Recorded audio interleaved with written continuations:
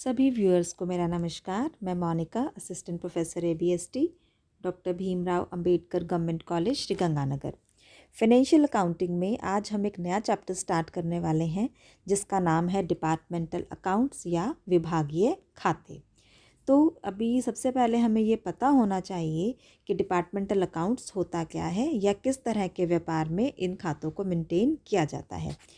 तो जो ये विभागीय खाते हैं या जो डिपार्टमेंटल अकाउंट्स हैं, ये बेसिकली किसी ऐसे बिजनेस से संबंधित हैं जिसके अंदर कई सारे डिपार्टमेंट्स होते हैं और जो हर एक डिपार्टमेंट का व्यापारिक परिणाम या जो रिजल्ट है या जो प्रॉफिट या लॉस है उसको जानना चाहता है।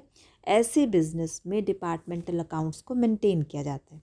एक्चुअली जब कोई बिजनेस अनेक प्रक्रियाओं या प्रोसेसेस में के अंतर्गत किया जाता है या एक ही ऑर्गेनाइजेशन के अंतर्गत अनेक काम किए जाते हैं, तो ऐसी हर प्रोसेस या हर काम को अलग अलग डिपार्टमेंट में बांट दिया जाता है। हालांकि ऐसे सारे डिपार्टमेंट्स एक ही बिजनेस का पार्ट होते हैं और उन सभी के प्रॉफिट और लॉस मिलकर ही बिजनेस के एक्चुअल प्रॉफिट या लॉस बनते हैं, फिर भी ये जानना ज़रूरी हो जाता है कि कौन सा डिपार्टमेंट कितने प्रॉफिट पे चल रहा है और कौन सा डिपार्टमेंट लॉस पर चल रहा है, किस विभाग की सेल बढ़ रही है, किसकी घट रही है, किस डिपार्टमेंट में एक्सपेंसेस का परसेंटेज ज़्यादा है और किस में कम।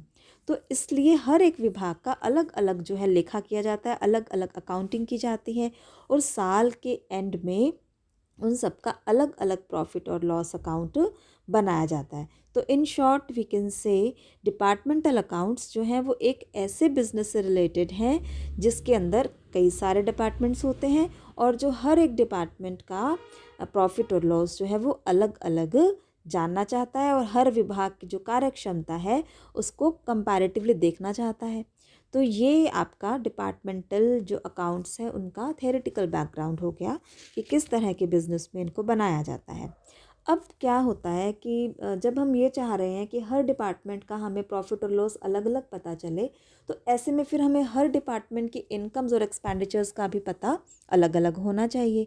तो आम तौर पे खर्चों को बांटने में परेशानी आती है क्योंकि कई खर्चे तो आपको अलग अलग डिपार्टमेंट के हिसाब से दे रखे होते हैं जिन्हें हम डायरेक्ट एक्सपेंसेस बोलते हैं, लेकिन कई खर्चे ऐसे होते हैं जो कि आपको टोटल में दे रखे होते हैं, कंबाइंड रूप से दे रखे होते हैं हर एक डिपार्टमेंट के। मान लो 3 डिपार्टमेंट्स हैं तो तीनों के सम्मिलित रूप से खर्चे दे रखे होते हैं। तब परेशानी ये आती है कि इन खर्चों को हम बांटें कैसे, किस आधार पर बांटें। और कुछ आइटम्स ऐसी भी होती हैं जिन्हें हम एलोकेट करते ही नहीं हैं, करना ही नहीं होता है। तो इसके बारे में जब तक हमें पता नहीं होगा तब तक हम डिपार्टमेंटल ट्रेडिंग या P&L अकाउंट नहीं बना सकते। तो ये हमारा बहुत इम्पॉर्टेंट टॉपिक यहाँ पर है, एलोकेशन ऑफ एक्सपेंसेस, जो कि हमारा सीधा सीधा न्यूमेरिकल क्वेश्चन से रिलेटेड है। तो इस पर आप ध्यान दीजिएगा। टॉपिक है आपका व्ययों का बंटवारा, एलोकेशन ऑफ एक्सपेंसेस। इसमें मैंने इसको 3 पार्ट्स में बांट दिया है। पहला है प्रत्यक्ष व्यय। प्रत्यक्ष व्यय यानी कि डायरेक्ट एक्सपेंसेस। नाम से ही पता लग रहा है प्रत्यक्ष यानी कि डायरेक्ट, यानी जो हमें डायरेक्टली पता है कि किस डिपार्टमेंट के कितने खर्चे हैं।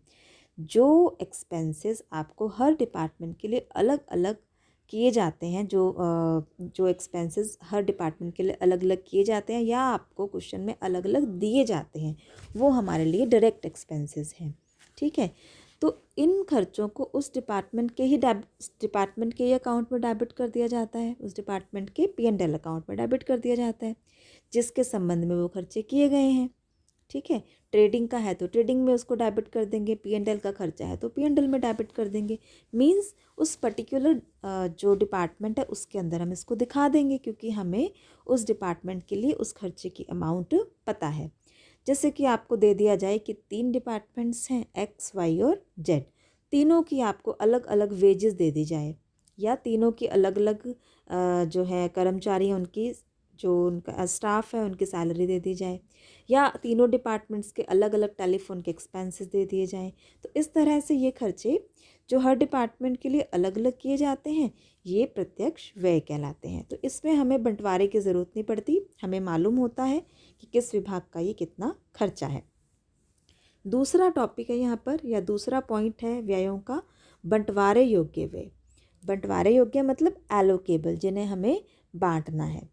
अब क्या होता है कि कुछ एक्सपेंसेस ऐसे होते हैं जो कि कंबाइंड रूप से यानी कि संयुक्त रूप से किए जाते हैं और फिर उन्हें किसी न किसी बेसिस पर, किसी न किसी आधार पर अलग अलग डिपार्टमेंट्स में बांट दिया जाता है।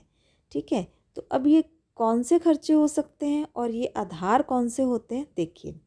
पहला यहाँ पर मैंने बता रखा है आपको बिक्री का आधार यानी बेसिस ऑफ सेल्स या टर्नओवर।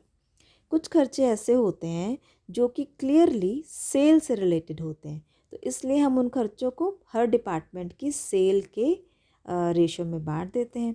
जैसे कि बिक्री पर छूट हो गया, बिक्री पर कमीशन हो गया, बैड डेट्स हो गया, एडवर्टीज़मेंट हो गया, selling expenses, carriage outwards etcetera.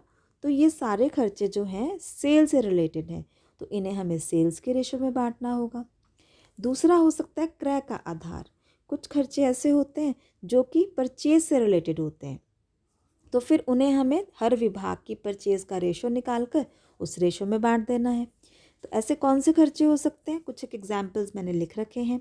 जैसे कि कैरेज इनवॉर्ड यानी कि क्रय पर गाड़ी भाड़ा, क्रय पर कमीशन यानी कमीशन ऑन परचेजेस, लेनदारों से प्राप्त नकद छूट यानी कि cash discount from creditors, cash discount received from creditors.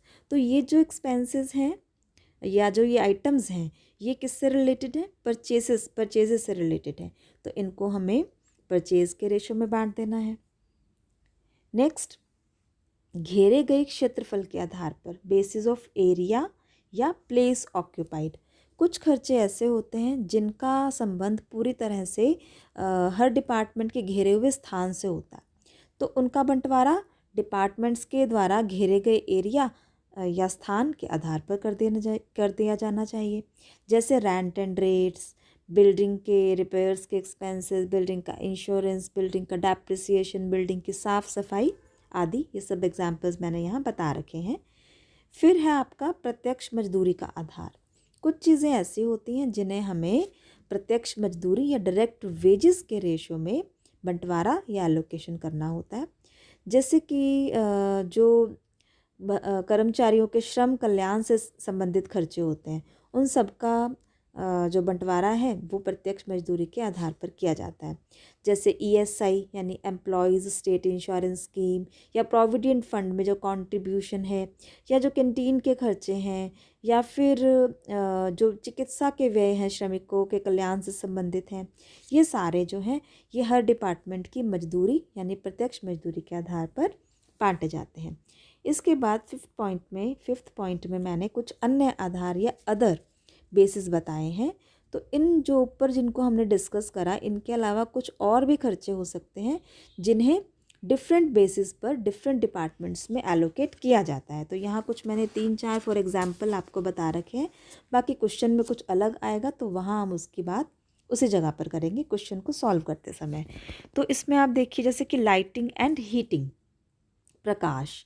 Lighting और हीटिंग पर होने वाले खर्चे का बंटवारा आमतौर पर प्रयोग में आए यूनिट्स, जो यूनिट्स कंज्यूम हुए हैं उसके आधार पर, यूनिट्स की एब्सेंस में यानी क्वेश्चन में ना दिए हो तो पॉइंट्स लाइट पॉइंट्स, और पॉइंट्स भी नहीं दिए हो तो फिर प्लेस ऑक्यूपाइड के अनुपात में।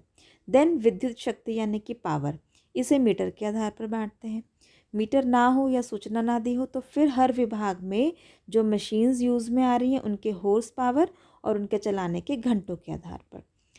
नेक्स्ट, संपत्तियों के बीमा प्रीमियम को, संपत्तियों के बीमा प्रीमियम का बंटवारा हर विभाग से संबंधित जो इंश्योर्ड संपत्ति है उसके अनुपात में किया जाता है। ठीक है, संपत्तियों के यानी मूल्य के आधार पर किया जाता है। नेक्स्ट, मशीन और फर्नीचर के डेप्रिसिएशन और रिपेयर्स। तो ये खर्चे जहाँ पर वो मशीन या फर्नीचर का यूज़ किया जाता है उसी डिपार्टमेंट के अंदर हमें दिखाना है। यदि हमें एसेट की वैल्यू नहीं दे रखी हो तो फिर डेप्रिसिएशन का जो एलोकेशन है वो सेल्स के आधार पर किया जाना चाहिए। नेक्स्ट है आपका इसके अलावा अगर कोई और खर्चे हैं तो उनको फिर हम परिस्थिति के अनुसार, अकॉर्डिंग टू सिचुएशन, और उस पर्टिकुलर एक्सपेंस के नेचर के अनुसार, उसकी प्रकृति के अनुसार और परिस्थिति के अनुसार हम अपने हिसाब से उसका बंटवारा करेंगे। तो ये तो था प्रत्यक्ष व्ययों के बारे में, और दूसरा बंटवारे योग्य या एलोकेबल एक्सपेंसेस के बारे में। अब कुछ चीज़ें ऐसी भी होती हैं, कुछ आइटम्स ऐसे भी होती हैं जो कि बांटी नहीं जा सकती। तो वो कौन कौन सी आइटम्स है और उनका हमको करना क्या है? देखिए, कुछ आइटम्स ऐसी होंगी जो कि किसी भी डिपार्टमेंट से रिलेटेड नहीं होती और ना ही उसका अलग अलग डिपार्टमेंट्स में एलोकेशन ही किया जा सकता है। इसलिए ऐसे आइटम्स को डिफरेंट डिपार्टमेंट्स में अलग अलग ना दिखा करके सिर्फ जनरल प्रॉफिट एंड लॉस यानी सामान्य लाभ हानि खाते में दिखा दिया जाता है। तो ये कौन कौन से आइटम्स हो सकती हैं? जैसे कि डिविडेंड यानी कि लाभांश, इनकम टैक्स आयकर, ट्रांसफ़र टू जनरल रिजर्व सामान्य संचय में हस्तांतरण, डायरेक्टर्स फीस यानी कि संचालकों की फीस, इंटरेस्ट ऑन कैपिटल यानी कि पूंजी पर ब्याज, इसी तरह से interest on loan, interest on debentures यानी कि ऋण पत्रों पर ब्याज, डिविडेंड रिसीव्ड यानी लाभांश जो प्राप्त हुआ है, या फिर कोई और इंटरेस्ट या फिर ट्रांसफ़र फ़ी हस्तांतरण शुल्क आदि। इन सबको आपको किसी भी डिपार्टमेंट में नहीं बांटना है, इनको सीधा सीधा आपको general profit and loss account में शो कर देना है। तो ये कुछ एक आइटम्स थी जो कि एलोकेबल नहीं है, items which can not be allocated in different departments. तो ये आपका जो आज हमने टॉपिक किया है ये आपका थ्योरेटिकली कवर करता है सारा पॉइंट, प्लस न्यूमेरिकल से रिलेटेड जो चीज़ें हैं जिस आधार पर हम न्यूमेरिकल्स में एक्सपेंडिचर्स या एक्सपेंसेस को एलोकेट करेंगे उसके बारे में आज हमने डिस्कस किया। आई होप आपको ये चीज़ क्लियर हो गई होगी और जब हम न्यूमेरिकल क्वेश्चन सॉल्व करेंगे तो उससे आपको और भी अच्छे से ये सारी चीज़ें क्लियर हो जाएंगी।